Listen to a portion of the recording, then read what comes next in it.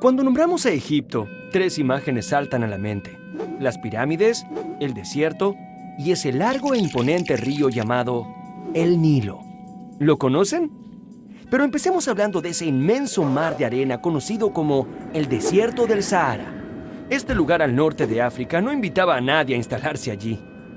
Sin embargo, hace miles de años, un cambio climático trajo abundantes lluvias al corazón de África. Poco a poco un caudal de agua empezó a crecer y crecer. Estas aguas formaron el río más largo del mundo, el Nilo. A partir de entonces, muchas poblaciones quisieron instalarse cerca de este río. Y es que en épocas de lluvia, el Nilo crece tanto que todo a su alrededor se inunda. Pero cuando estas aguas se retiran, dejan una tierra ideal para la agricultura, pues está llena de limo. Y el limo es uno de los mejores fertilizantes que existen. Durante los siguientes miles de años, muchas poblaciones que antes eran nómades empezaron a construir sus hogares alrededor del Nilo. Así nació el Antiguo Egipto, una tierra habitada por hombres y mujeres que rápidamente aprendieron a sembrar y recolectar alimentos en abundancia, sin la necesidad de mudarse de un lugar a otro. También aprendieron a domesticar muchos animales. Mami, tenemos que volver a irnos. No, querido, ya no será necesario. Los egipcios necesitaron mucho ingenio para aprovechar las crecidas del Nilo en su beneficio. Para eso, inventaron un sistema de riego en el cual tenía que participar toda la comunidad. Así surgieron oficios como el del agrimensor, algo parecido a los ingenieros modernos. Los agrimensores medían las tierras y planeaban cómo hacer los canales de riego y muchas otras cosas. Fueron los primeros en aplicar cálculos de aritmética y geometría para construir grandes obras. El Nilo trajo a los egipcios otro impresionante beneficio: el comercio. Y es que en sus aguas era muy fácil navegar, así que todo aquel que tenía un barco a mano podía recorrerlo de arriba a abajo. El río se convirtió en una gran autopista a través de la cual los pueblos que estaban en sus orillas comerciaban entre ellos. Esto trajo grandes riquezas para los egipcios. Y así empezó a gestarse esta gran civilización. Todo gracias a este gran río. 3000 años de historia.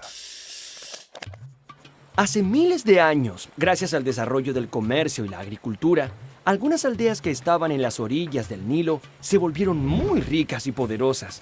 Fue así que empezaron a surgir importantes ciudades a lo largo del río. Casi 3000 años antes de Cristo, el rey Menes unificó los reinos del Alto y del Bajo Egipto y fundó su capital en Menfis. El símbolo del Alto Egipto era una corona blanca y el del Bajo Egipto una corona roja. Así nació la doble corona de los faraones. Este fue el comienzo de un gran imperio que perduraría por miles de años.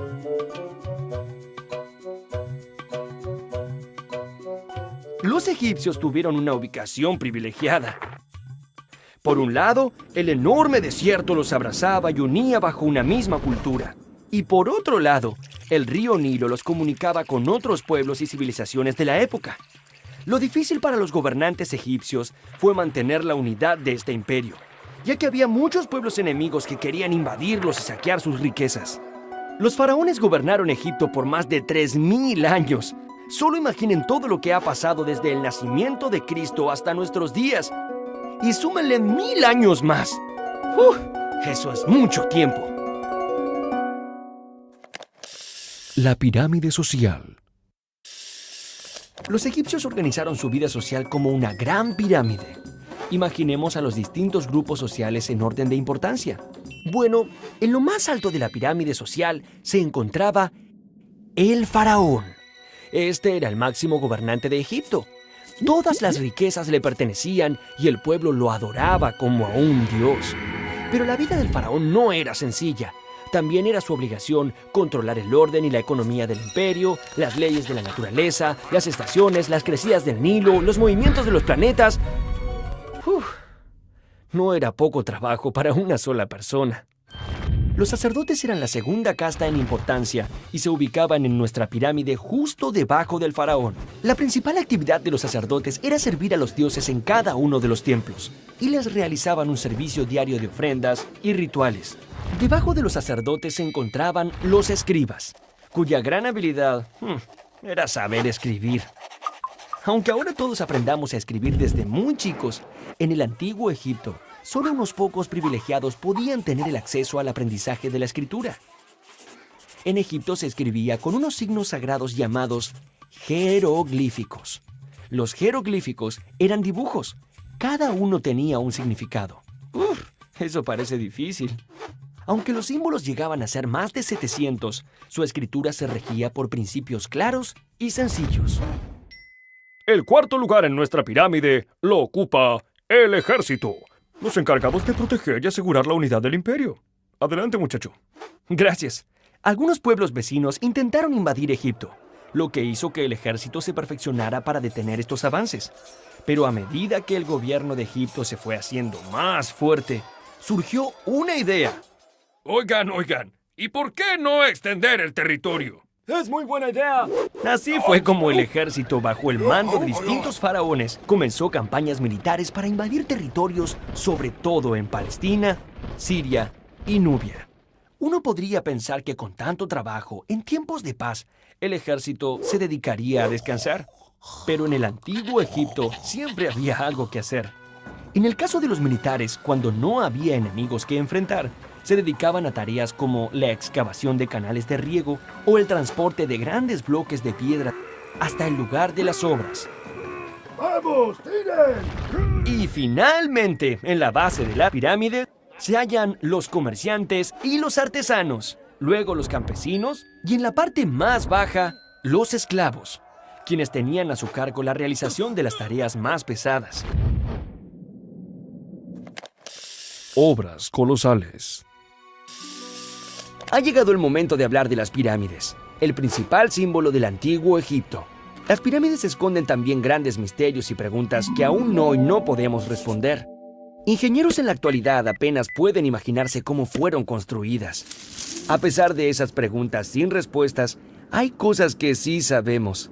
Los faraones debían dedicarse a cultivar su eternidad, por lo cual muchos de ellos construyeron monumentos colosales, acordes con su grandeza, como el Templo de Karnak, cuyo recinto comprende 3 santuarios y es uno de los conjuntos religiosos más grandes y antiguos del mundo. O como la pirámide de Keops, una de las más importantes, que fue construida a lo largo de 23 años de constante trabajo. En el antiguo Egipto, el viaje de los muertos hacia su destino final podía ser largo, pero allí, al final del camino, se encontraba el dios Osiris. Así que muchos muertos se iban bien preparados y acompañados de una gran cantidad de bienes. Mientras más alimento acompañaba al muerto, más posibilidades tenía de llegar a su destino sin morirse de hambre. El arte. Las pinturas del antiguo Egipto son tan particulares que todos podemos reconocerlas. ¿Por qué los egipcios en los dibujos miran siempre hacia los costados? Los artistas egipcios poseían un modo particular de representar la vida. No les importaba la belleza, sino la perfección. Crea tu propio egipcio. Por eso, dibujaban de memoria, pero siempre siguiendo reglas muy estrictas que aseguraban la perfecta claridad de todos los elementos. Por ejemplo, dado que la cabeza del ser humano se ve y se reproduce más fácilmente de perfil, no dudaron en dibujarla siempre de costado. En cambio, los ojos siempre eran pintados como vistos de frente. Digamos que el resultado eran ojos que miraban de frente en una cara que miraba para un costado. Aquí va otro ejemplo. El pecho y los hombros eran reproducidos mucho mejor de frente, pero los brazos y los pies en movimiento eran representados con mayor claridad de costado. Por esta razón, en esas representaciones, las figuras humanas aparecen planas y al mismo tiempo contorsionadas, casi como si las hubiera arrollado un carro. Aunque claro, no había automóviles en esa época. ¿Se han preguntado por qué los dibujantes representaban siempre al faraón en un tamaño más grande? Bueno, era simple. A mayor jerarquía, mayor tamaño.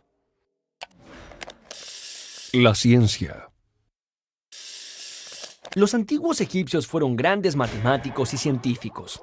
De hecho, a ellos se les debe el calendario de 365 días con cada día dividido en 24 horas. Es ese mismo calendario que hoy usamos para saber en qué día de la semana estamos o cuándo empiezan las vacaciones. Entre todos los científicos del imperio, hubo uno que se destacó por toda la eternidad. Fue Imhotep, el sabio. Imhotep fue el fundador de la medicina egipcia. Se desempeñó como sumo sacerdote y visir del faraón Zoser, a quien le diseñó la primera pirámide escalonada, con la que se convirtió también en el primer arquitecto conocido de la historia. Los médicos eran muy queridos y respetados. En Egipto se escribieron muchos papiros médicos que fueron pasando de generación en generación, ampliando el conocimiento sobre las enfermedades.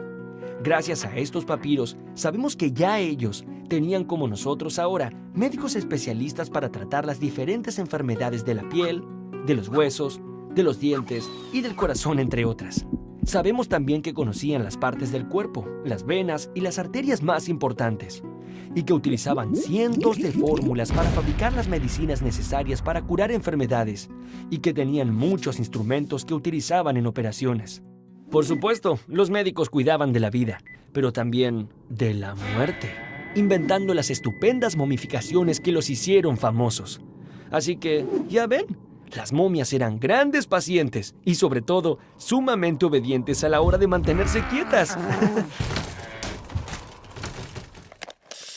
Egiptología.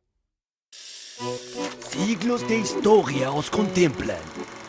Esto fue lo que dijo Napoleón a sus tropas al pie de las pirámides.